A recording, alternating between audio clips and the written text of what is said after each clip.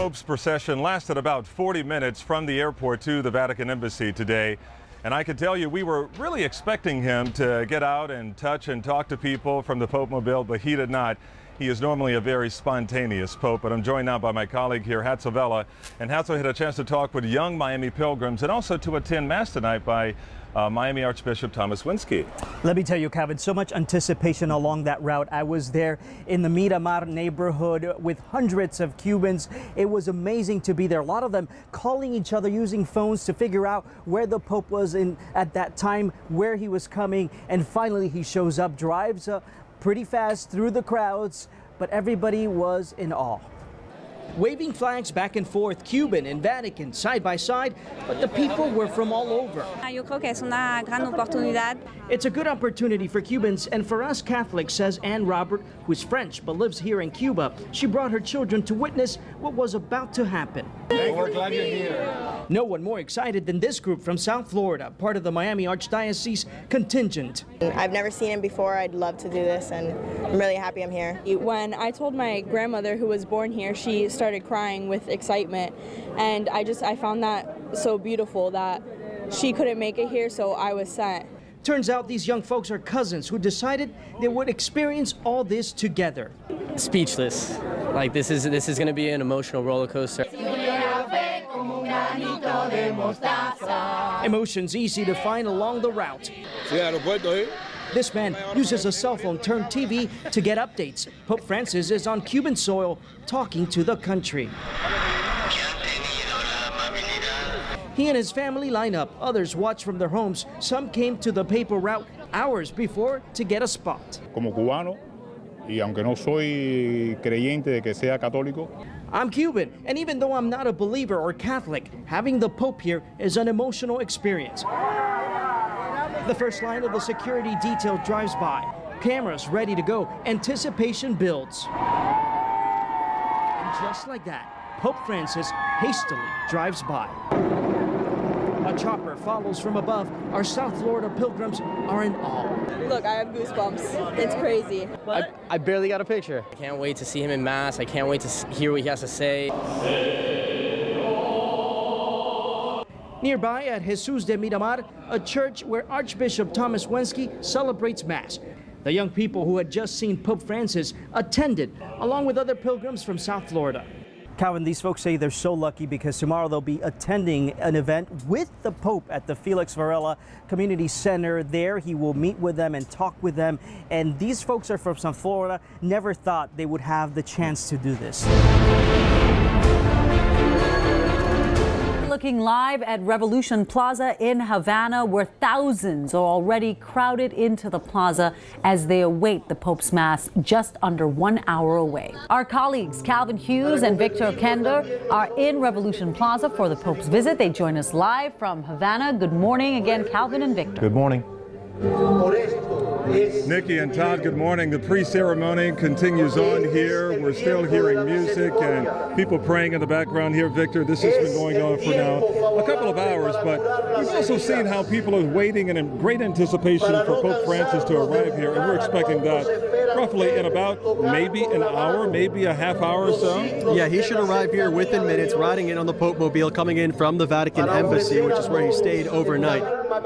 And we have a moment here. Go ahead, Calvin. Live pictures here of the Popemobile making its way here to Revolution Plaza. And Victor, you saw this yesterday, and what an amazing view this is, knowing that this Pope is very different from the other popes who have come here, his predecessors, from Pope John Paul II and Pope Benedict XVI. Here he is 3 years after the last papal visit, but this one comes here knowing that this is Pope the diplomat who helped normalize ties between the U.S.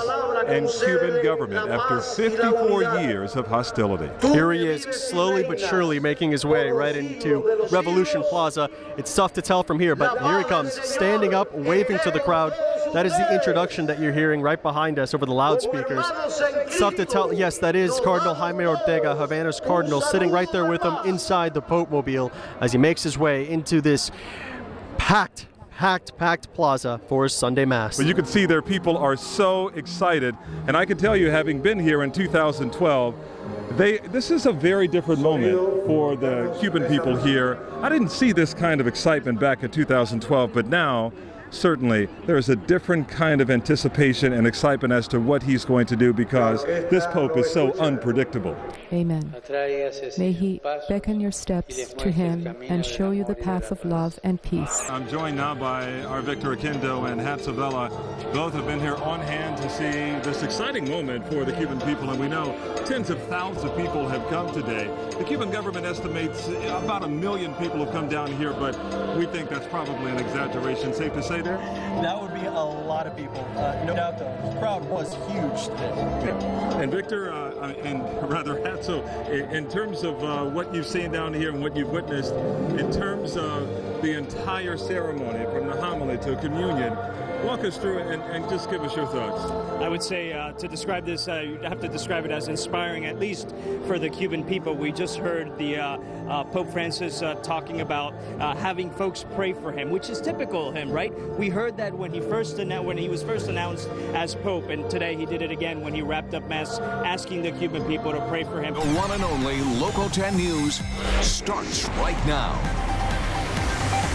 Good evening, everyone. I'm Lori Jennings, live in Washington, D.C., where Pope Francis arrives tomorrow afternoon for his first visit ever to America. And everyone here can't wait. But today, it was all about Cuba as he arrived in Santiago de Cuba, in the eastern part of Cuba, and that will be his final stop in the island nation. My partner, Calvin Hughes, is right there to capture it all. Calvin. Well, Lori, the Pope is spending his third day in Cuba tonight, resting in Santiago. Well, he will deliver his final Mass tomorrow before tens of thousands of people, and no doubt he has led a very busy day. Here's a picture of Sister Emma from a Miami church. Servants of the pierced hearts of Jesus and Mary, up close with Pope Francis. It happened as the pontiff was making his way to Revolution Plaza in Havana. Turns out a young girl in a wheelchair needed to use the restroom, and no one was there to help her. So Sister Emma stepped in and was her blessing. We're standing there, and it came to a close. He stops, he gets out, and he blesses the little girl, blesses sister, and it was amazing. Miami Cubans attended Mass on their final day on the island, led by Boston's Archbishop O'Malley. For some, it was their first time back in 5 decades. His words yesterday, did he say anything that really touched you? Yes, he said something that really touched me. What was that? If someone doesn't live to serve, he doesn't deserve to live. Quien nos vive para servir, no sirve para vivir. What I have found in this trip is a very warm reception, their willingness to talk freely about our differences and talk about the future. So I think people in South Florida, particularly Cuban Americans, we cannot forget the past. And for some, the past is very difficult, and I understand. But we cannot blame all the Cuban people for what has happened in the last 56 years. The words of Andy Gomez there from Miami. But, you know, today they didn't make the headlines, but the dissidents who were arrested at Revolution Plaza yesterday certainly has a lot of people talking. And so my colleague here, Hatzavella, had a chance to sit down with one person who was actually detained yesterday. And let's talk about 2 different incidents. First, let's talk about the 3 individuals who were arrested at the Revolutionary Plaza when the Pope celebrated Mass here in Havana. We're being told by way of their organization that they now have been transferred to a high-security prison. Let's also talk about an individual, Marta Roque, who is well known in the exile community for being a longtime dissident here in Cuba. She was invited to 2 events with the Pope, a meet and greet of sorts, but she says both times she tried to go, she was detained. Not once, but twice, Marta Beatriz Roque says she was prevented from meeting Pope Francis. Roque is a longtime member of the Cuban opposition, well known for being part of a group of 75 dissidents jailed in 2003. Saturday morning, a member of the Vatican embassy came personally to invite her to a small gathering. Cuando me fui a montar en el taxi que abrí la puerta. As she left her home, she was detained before getting in a cab. Sunday, she was invited again to attend a papal event at Havana's cathedral. Again, she was detained and held for hours. Todo esto ha sido una forma de ir en contra del gesto tan bonito que ha tenido el Papa. She calls the papal invitation a good gesture from Pope Francis, who is at least trying to greet political dissidents. She realizes Pope Francis is here primarily on a pastoral visit in a country where Catholicism almost disappeared. She reminds us it was banned to practice religion. That has since changed. Hay que mirarla desde el punto de vista de los cambios espirituales. You have to look at his visit, she says, as part of a bigger story of spiritual and religious changes on the island. La Iglesia tiene que trabajar mucho con los jóvenes. She says the church has to focus on the future instead of focusing on current day issues. Esta visita no va a encontrar una solución momentánea. The visit won't solve anything immediately, she says, but it will help the youth who can incorporate into the Christian faith and help recover the future of Cuba. Tonight we did get confirmation from the Vatican spokesperson there telling us that indeed they did invite several dissidents to a couple of the events here in Havana. Our Hatzel Vela reporting for us, Hatzel. Thank you for that. So the final night for the Pope tonight in Cuba. Final day tomorrow, then it's off to the U.S. to make history. And with more on that in the nation's capital, I turn now to my partner, Lori Jennings. He is certainly on his way to the U.S. for that historic tour. I think we're all in agreement, too, that this homily given today probably was one of his best. Would you not make that argument as well? Oh yeah, one of my favorite parts was when he talked about grandmothers and the role they really have played in Cuban society. As somebody who's from Latin America, it sort of extends beyond Cuba. And because from my experience, it was my grandmother who taught me how to pray the rosary. So it really speaks to the role of grandmothers, of the elderly and religion and what they bring and the knowledge they pass on to the younger folks. And Victor, he talked about having the faith of a mustard seed and how the grandmothers have really sort of, been there for this generation of people who can now worship, whereas before, clearly for 30 years, from 1962 to 1992, this was an atheist state here in Cuba. He said something about how the hole there that they had to crawl in through was as tiny as a mustard seed, but they kept that faith alive. And yesterday, watching the Mass in Holguin, with a Cuban grandmother who said no matter what, she's about to turn 80 years old, throughout all those years, I went to church every single Sunday. And as you can imagine, she loved every single Mass. Hatzel, you've been here many times, so you're about to get your Cuban passport. But and likewise for me, I've been here a half a dozen times. So Victor, I'll end with you. Your first impressions and your overall thoughts and final thoughts about being here. It's a place that I've wanted to come to for such a long time. Since I was born, never thought I'd be able to actually make this trip. Yeah. It's beautiful and it's very tough to take in at the same time. There's a lot of struggle here. And it's very tough to explain. That's just the simplest way to put it. You have to come see it for yourself. That's right. Very tough to explain. A place of conflict emotionally, and everything that you see, a tale of two cities no matter where you go. Old Havana and the real Cuba, no doubt about it. So for my colleagues, Victor Oquendo, Hatzel Vela, I'm Calvin Hughes. Guys, I'll send it back to you in the studio. Calvin, Victor, Hatzel, fantastic work showing us the grandeur of the Pope's visit and the intimate moments that happened behind the scenes, only right here on Local 10. There we have it. Pope Francis in America, taking off his zucchetto, his white cap. Listen to the applause.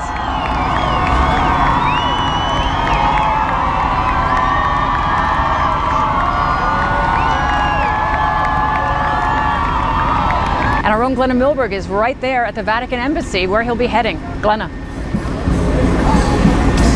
We expect him here within the hour. He is coming here, the Pope, as we have understood, straight from Joint Base Andrews. No stops in between are scheduled, but you never know with Pope Francis whether he'll want to stop and get out and do something. That remains to be seen. Here, security is tight and the crowd is growing. Crowds of people who have now broken into dance. These are church groups.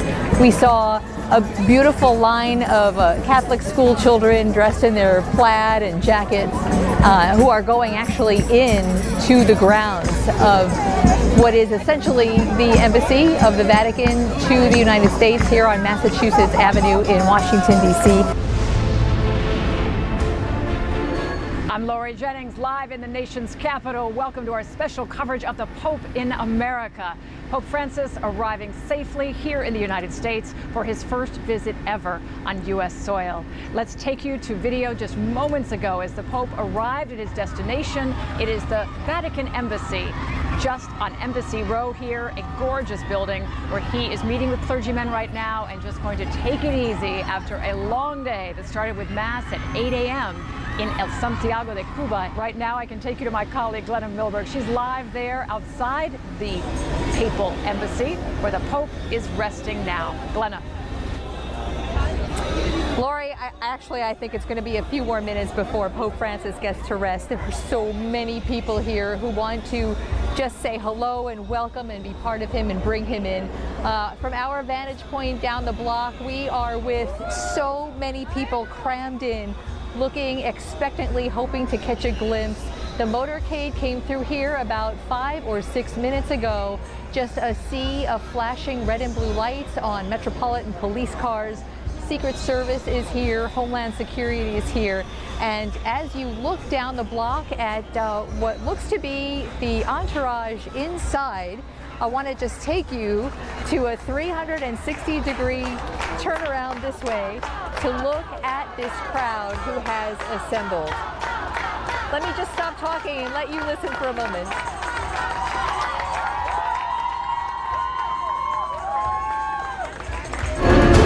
I'm Lori Jennings, live in Washington, D.C., where Pope Francis has arrived safely in America.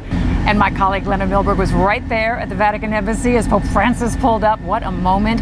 It was not a scheduled public event, but did folks in the crowd really expect to see him? You know, I think people are taking any opportunity they probably want, and what they really wanted though, Lori, they wanted the Pope to see them, their homemade signs, their cheering, their welcome. That's really the point of today. There was no red carpet. It was black asphalt of Massachusetts Avenue, and there was serious security.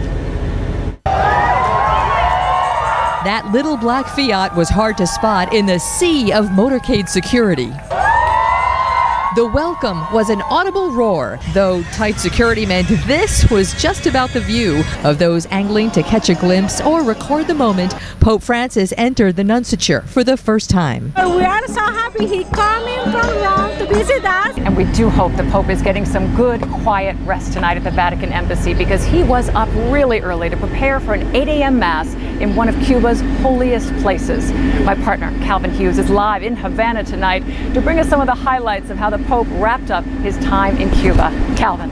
You know, talking with the Miami Pilgrims, they really gave me a good sense of what it was like for them, because really, for so many Miami Cubans, it's all about the emotion, the deepness of emotion, and the many levels of emotion when they come here. I spoke with one woman who hadn't been here in 55 years. She talked about reuniting with cousins she hadn't seen in 5 decades, and she talked about the grandparents that she had the chance to visit their graves but wasn't able to visit them before they passed away. So those are the stories that I will take with me, and how transformation is happening here, but we know transformation won't happen overnight on this island. There are many things that need to take place, from the infrastructure to how people think here to just the many ways of life. So there's so much that has to happen here. Change is coming slowly. The question is, will it come fast enough for some of those young people who are trying to make their way to the shores of Miami and South Florida, who don't have the patience to see some of the change that's coming in? We always like to say here among the reporters is that America has changed, but Cuba has not. So that's what I'll take with her. And here comes the Pope.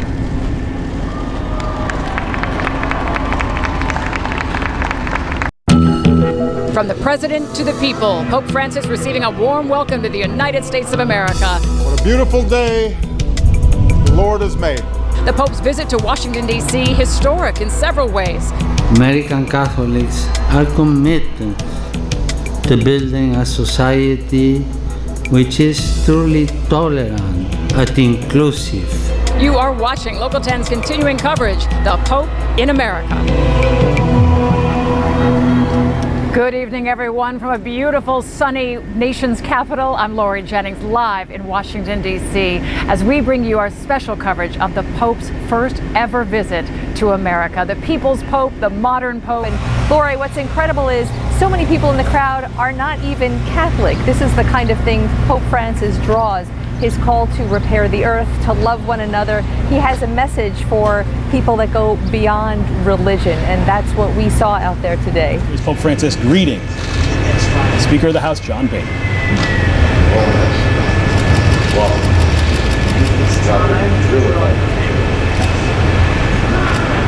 Nikki, how was today for those ones who got to experience what many will never experience?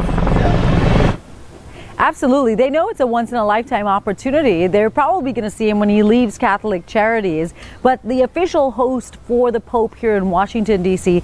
is the Archdiocese of Washington, D.C. And here in Georgetown, there are some former South Florida families whose children attend Holy Trinity Elementary School, which is the first elementary school in Washington, D.C. And those children will be greeting the Pope at the embassy today. My other colleague, Terrell Forney, is already in New York City, in the heart of Manhattan. I'll be joining you there in just a few hours, Terrell, but how's it going as we wait for the Pope's arrival to head in your direction? Yeah, JC, I can tell you that New York City is ready for the arrival of the Pontiff, and so is St. Patrick's Cathedral Church. That is his first stop once he is in the city. And take a look at this. This is the scene behind me. Anyone in the city who is interested in seeing the Pope must pass through this security checkpoint. Glenna, thank you so much. Live in D.C. We also have our own Carlos Juarez right here live with me in Manhattan. But Carlos is closer to Central Park. He was capturing all the preparations there for when the Pope comes through that massive park tomorrow. Carlos, I can't imagine how they can secure that area. It's incredible, really. The New York Police Department is calling it the largest security operation it's ever undertaken. Well, he is very smart, too, considering what happened in Havana when he was walking down the steps. His cap flew off. So this time around, he says, I'm going to take it off before I walk down these stairs. And so here he is, about to be greeted by 200 people who are now waiting for him at John F. Kennedy Airport. But first, we want to bring you a wonderful story of a little boy earlier this morning who got himself a selfie with the Pope. A child shouting in joy after he got a selfie with Pope Francis before the Pope headed off to Capitol Hill today. The People's Pope is also the first selfie Pope, and he's exploding all over social media. Even our own Nikki Mohan got in on the action. Here she is taking a picture with a cutout version of the Pope, and here's how it came out. That's the closest she'll get to Pope Francis during our coverage. And Nikki couldn't help herself. She took another selfie inside a Catholic bookstore. Others documenting the Pope's every move. Selfies taken all over St. Patrick's today. And on Wednesday, these two young girls snapping a selfie with Pope Francis. And here's the Pope taking a photo with an 11-year-old boy. But selfies were a big no-no on Capitol Hill today. CNN reports Speaker of the House John Boehner warned members of Congress not to take selfies with the Pope. Pope Francis has never used a computer or owned a cell phone, but he certainly has a grasp on technology, and he does have a Twitter account. The Pope is the most retweeted leader in the world, even more than President Obama. And these people likely will never forget these once-in-a-lifetime selfies. Oh yeah, I got a selfie!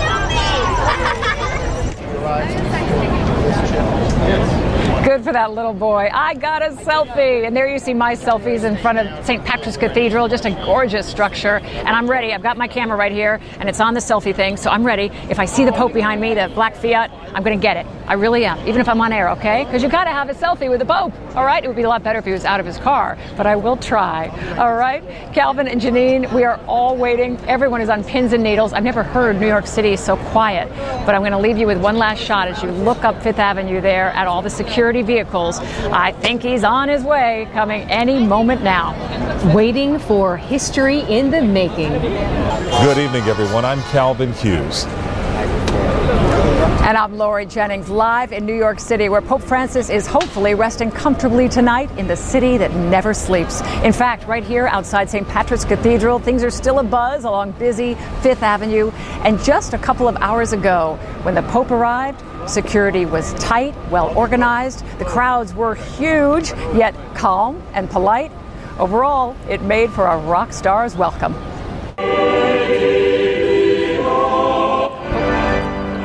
first official New York City event coming to an end after 8 p.m. after starting his day at 8 a.m. in Washington, D.C., heading off to address Congress. A 12-hour day across 2 cities. He is the non-stop Pope. And now his chariot awaits. You see it here, or at least the little black Fiat. And there you see him pulling off in that little black Fiat. He never stopped waving. And I tell you, the minute he got in the little Fiat, I could see him pull his robe aside and look at his watch, talking to the driver. You just knew he was saying, how early is it? How late is it? Do I have time to make another stop? Do I have time to get out? He is such the people's Pope. He just waved the whole time as he headed up 5th Avenue. And that is where we find Local 10 News reporter Carlos Suarez, just about 20 blocks north of here, where the Pope is resting tonight. Carlos. Lori, unlike Washington, D.C., the crowds that gathered outside the Papal Nuncio's residence were kept far away. This is a Local 10 News special report. The Pope in America. Thank you for joining us for our live special coverage of the Pope in America. The Pope just walking in to the United Nations building a few moments ago, where he is expected to speak to world leaders about a number of key issues. Dear friends, excuse myself. Glennon Milberg is live for us now in Philadelphia, where the Pope heads from here. We want to check in with her if we can. Our Local 10 News reporter, Glennon Milberg, live in Philly. Lori, good afternoon. Welcome everyone to Philadelphia. Our own Carlos Suarez is right there live along the edge of the park to give us a sense of the crowds that are awaiting him. Carlos. All right, Lori, so there is word that the Pope may soon be leaving East Harlem, which means that for a lot of people that are still waiting to get inside along West Central Park. I can't recall anything like this. This is just beyond description. Wow. And like John Paul II, Pope Francis will go to Madison Square Garden. I think you can expect the Mass to be celebrated in Spanish, English, and also in Latin. Let's listen in to some of the glorious music in Madison Square Garden.